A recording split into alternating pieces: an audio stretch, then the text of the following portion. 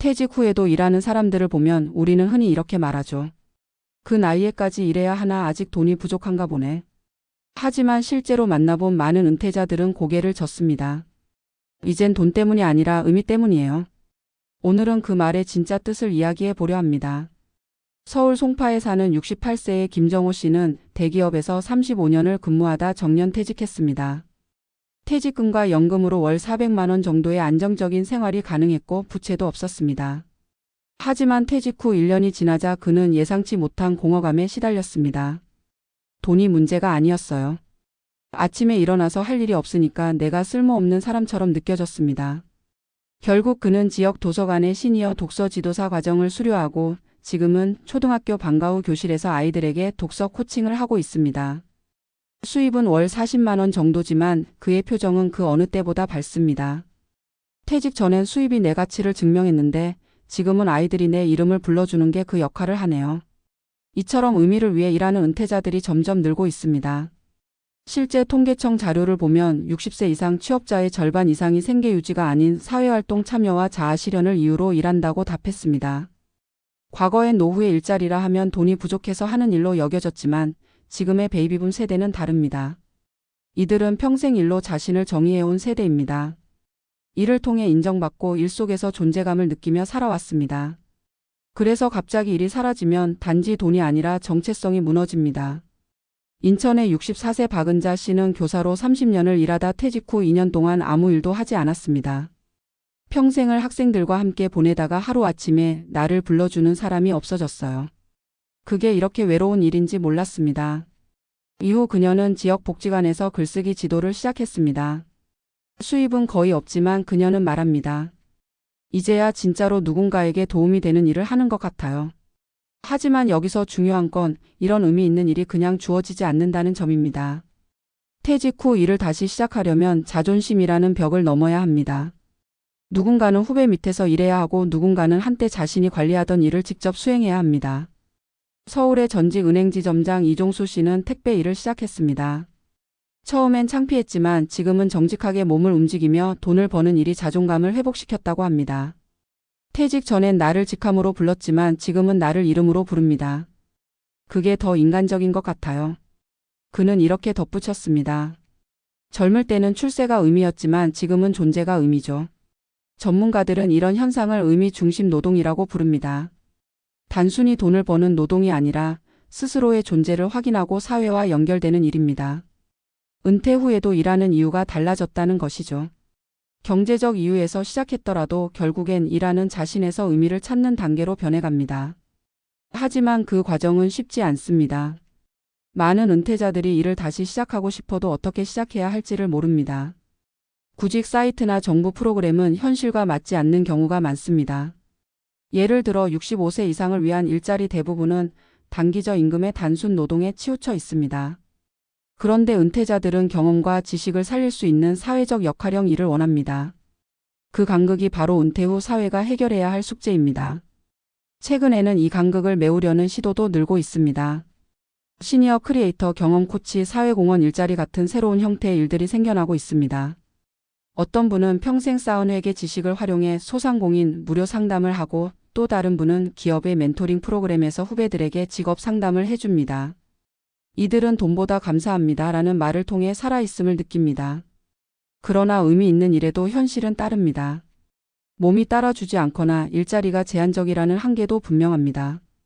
그래서 은퇴 후 일의 본질은 경제활동이 아니라 생활 구조를 다시 세우는 일이어야 합니다. 하루 중 자신이 에너지를 쏟고 누군가와 연결될 수 있는 시간을 확보하는 것, 그것이 바로 일의 재발견입니다. 은퇴 후 일을 바라보는 시선도 바뀌어야 합니다. 예전엔 은퇴 후에도 일하는 사람 불안한 사람이라는 편견이 있었지만 이제는 이를 통해 자신을 다시 세우는 사람으로 이해해야 합니다. 70대 자영업자, 60대 강사, 65세 유튜버, 67세 자원봉사자. 이들은 모두 은퇴 후에도 자신의 방식으로 사회에 기여하는 사람들입니다. 결국 은퇴 후의 일은 돈보다 존재의 문제입니다. 일은 나를 세상과 연결해주고 하루를 구조화하며 나 자신을 증명해주는 도구입니다. 일을 그만둔다는 건 단순히 수입이 끊기는 게 아니라 삶의 의미가 끊기는 일이기도 합니다.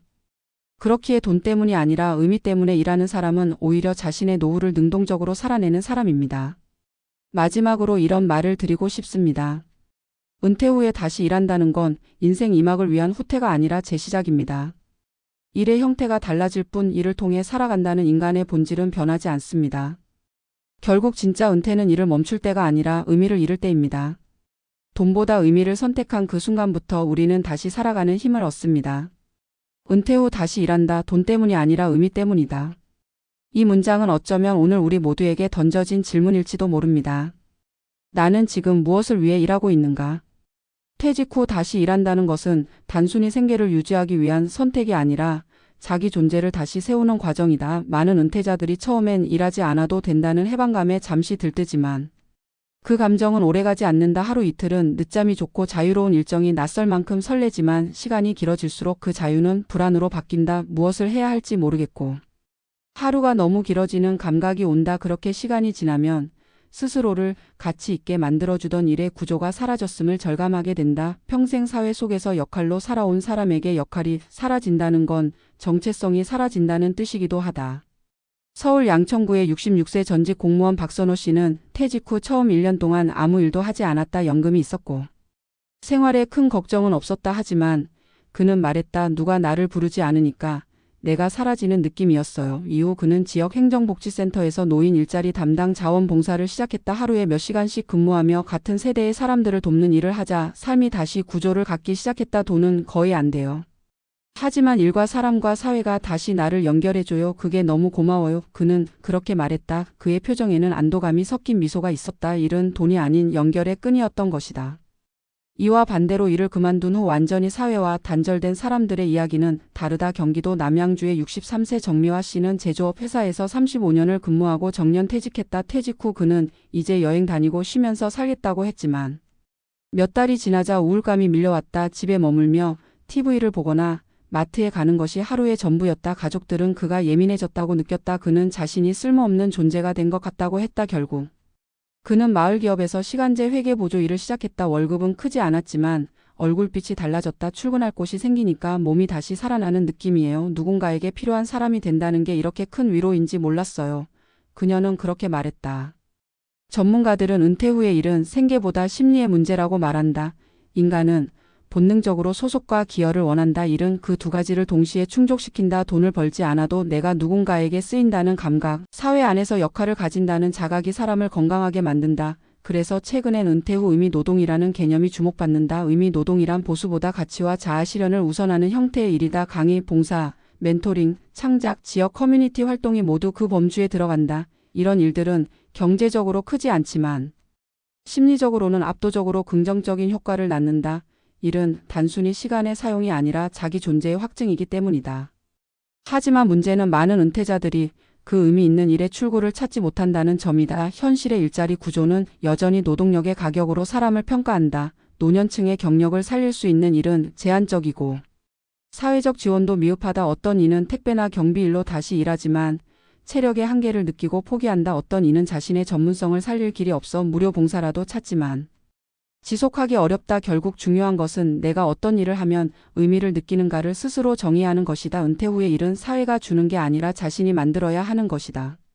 부산의 70세 이광수 씨는 전직 기계설계 기사였다. 그는 퇴직 후 유튜브 채널을 열었다. 주제는 은퇴자를 위한 공구 사용법이다. 처음엔 장난처럼 시작했지만 지금은 구독자가 1만 명을 넘었다. 그는 말한다. 평생의 기술을 나누면서 내가 아직도 누군가에게 도움이 된다는 걸 느낍니다. 수입은 별로 없지만 이게 제 인생의 두 번째 직업이에요. 그에게 유튜브는 단순한 취미가 아니라 사회와의 재연결 장치였다. 이처럼 의미 있는 일은 새로운 형태로도 만들어질 수 있다.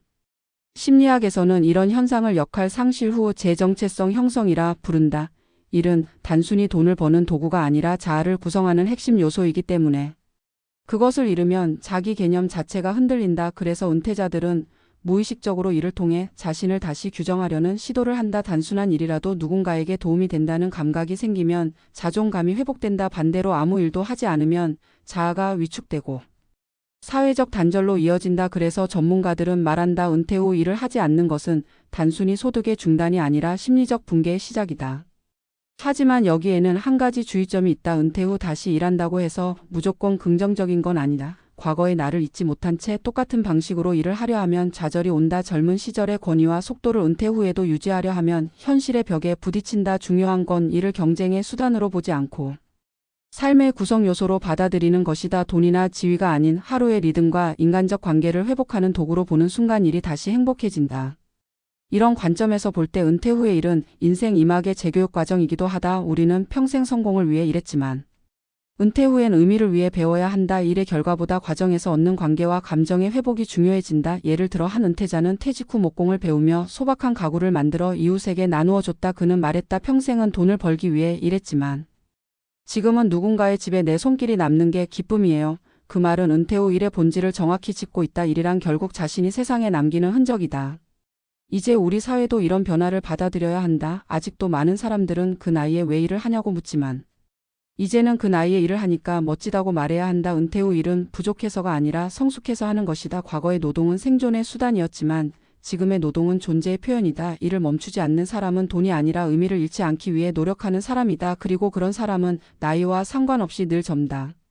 결국 은퇴 후 다시 일한다는 것은 돈이 아니라 의미를 위한 선택이라는 말은 단순한 미화가 아니다. 진짜로 일을 통해 삶의 이유를 회복한 사람들의 이야기다. 이를 통해 우리는 다시 사회의 일부가 되고 하루의 리듬을 회복하며 자신이 여전히 살아있음을 느낀다. 그 일의 크기나 수입은 중요하지 않다. 중요한 건 자신이 다시 세상과 연결되어 있다는 감각이다.